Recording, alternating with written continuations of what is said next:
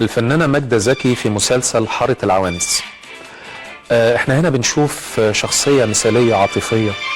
طبعا هي باحثة يعني اجتماعية، كانت بتعمل رسالة ماجستير وبتحضر رسالة ماجستير، فدخلت المكان ده فيه يعني معروف ان هو فيه كم كبير من العوانس، او الناس اللي هم يعني لم يتزوجوا لاسباب كتير. طبعا كلمة عوانس دي او كلمة عانس دي كلمة صعبة شوية.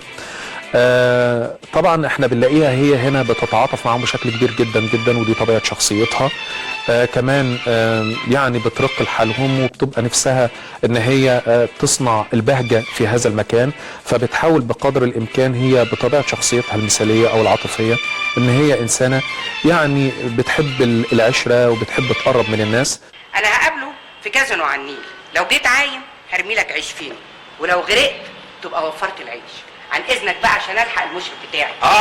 ما هي دي حجه علشان تتقابلوا، بس يكون في علمك انا بفكرك هاني كلها يومين او ثلاثه وهتشوفي.